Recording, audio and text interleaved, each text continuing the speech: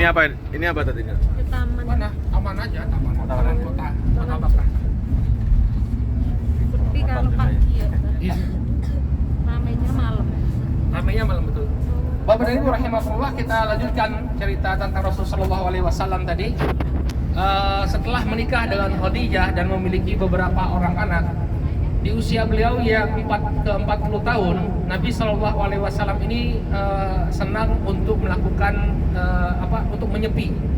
Jadi beliau melihat apa yang terjadi di tengah-tengah orang-orang Quraisy berupa kesyirikan, kemaksiatan. Ya, mereka biasa berzina, minum khamar, bahkan membunuh anak-anak wanita mereka karena malu. Jadi banyak di masa jahiliyah perkara-perkara yang tidak berkenan di hati Rasul Shallallahu Alaihi Wasallam, bahkan tidak berkenan di hati siapapun. Maka Nabi Shallallahu Alaihi Wasallam beliau menyepi ke sebuah gua yang bernama Ghar Hira. Nanti kita akan lewat sebelum kembali ke hotel, kita akan lewat sana. Nah, di sana Nabi Shallallahu Alaihi Wasallam menyepi ya, di usia beliau yang ke 40 tahun. Ada pertanyaan ini, kenapa kok Nabi SAW itu diangkat sebagai Nabi di usia 40 tahun? Kenapa enggak 25 pas sedang ganteng-gantengnya? Kenapa 40 tahun? Ada yang bisa jawab? Karena usia matangnya. Kematangan usiamu, wah ini pakar-pakar sirah semua ini. Wah ini enggak ada laut jangan-jangan saya. Karena usia 40 tahun itu adalah usia kematangan seseorang. Jadi sudah lepas kenakalanmu masa mudanya. Jadi bapak-bapak yang sudah 40 tahun ini kalau masih main game ya, masih nonton TikTok, itu berarti ada sesuatu. Ya, 40 tahun itu harusnya sudah orientasi akhirat itu sudah. Ya, itu disebutkan oleh Syekh Muhammad bin Shalih Al-Utsaimin rahimahullah. Ya, kenapa Nabi diberi wahyu 40 tahun? Karena memang sudah selayaknya orang usia 40 tahun itu matang pikirannya, orientasinya akhirat. Orang Barat mengatakan, ini diakui oleh orang Barat, life began at 40. Hidup itu dimulai ketika usia 40 tahun. Mulai tahu, wah hidup itu untuk apa sebenarnya.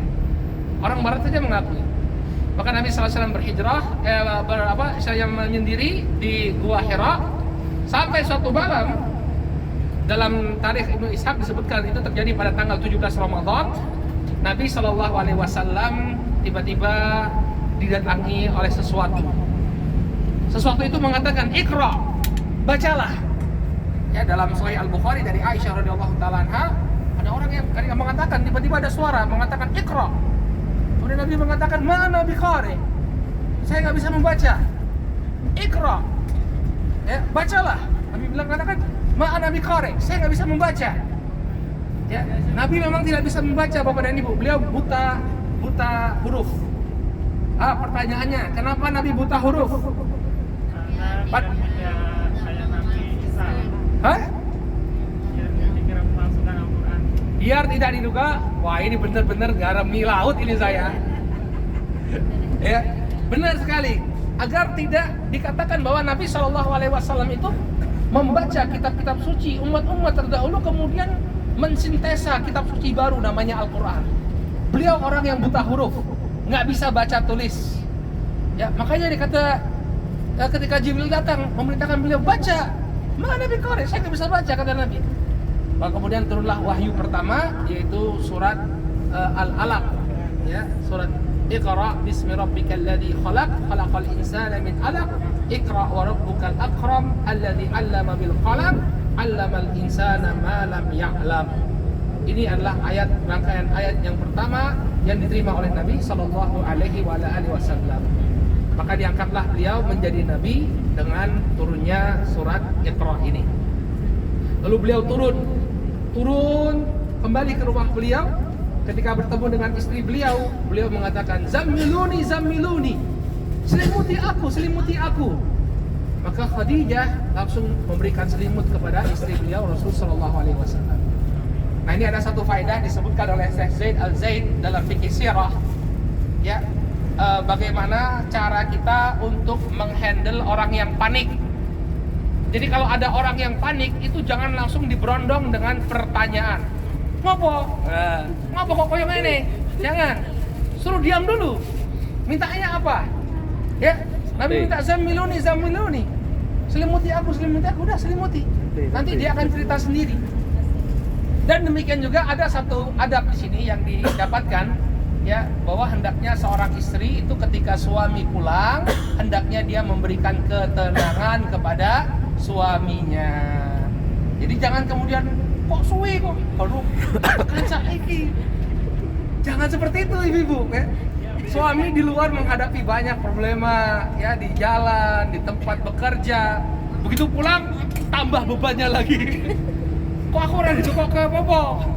Ini martabake misalnya. Jangan, ya, biarkan mereka tenang dulu. Nanti kalau memang ada hal yang harus ditanyakan, ya, setelah mereka tenang, setelah mereka istirahat, maka kita bisa berbicara dengan baik dengan pasangan kita. Ya. Nah, kemudian Nabi SAW setelah beliau hilang rasa takutnya, diajak oleh Khadijah radhiyallahu taala anha kepada sepupu beliau yang bernama Waraqah bin Naufal. Waraqah bin Naufal adalah seorang Arab yang beragama Nasrani dan beliau bisa membaca Injil ketika itu dan menerjemahkan Injil. Maka kemudian Nabi SAW cerita kepada Waraqah bin Naufal tentang apa yang baru saja terjadi. Maka kata Waraqah, hadza namus alladzi nazala ala Musa. Yang baru saja turun kepadamu wahai Muhammad adalah namus, yaitu malaikat Jibril yang dahulunya turun kepada Nabi Musa alaihissalam. Kemudian Waraqah mengatakan kepada Nabi SAW, andai kata aku masih muda wahai Muhammad, ya, ketika orang-orang mengusirmu. Maka kemudian kata Waraqah bin Naufal, apakah nanti aku akan diusir? Iya. Kata Waraqah, itu konsekuensi. Kamu membawa satu ajaran yang akan membuat engkau dimusuhi oleh kaummu. Dan benar, di kemudian hari beliau yang disayangi sekali oleh orang Quraisy, berubah beliau dimusuhi oleh orang-orang Quraisy karena dakwah tauhid yang beliau bawa. Maka mulailah Nabi SAW berdakwah, ya, mengajak manusia untuk mentauhidkan Allah. Mulai orang-orang dekat beliau masuk Islam, seperti sahabat beliau Abu Bakar As-Siddiq masuk Islam, kemudian Utsman bin Affan, kemudian Abdurrahman bin Auf, Az-Zubair bin Awam, Talha bin Ubaidillah, dan banyak sahabat lainnya. Namun ketika itu dakwah masih dilakukan secara rahasia atau secara personal, tidak terang-terangan. Sampai kemudian turunlah firman Allah Subhanahu wa taala, wa anzir ashiratakal aqrabin, dan berilah peringatan kepada karib kerabatmu yang terdekat.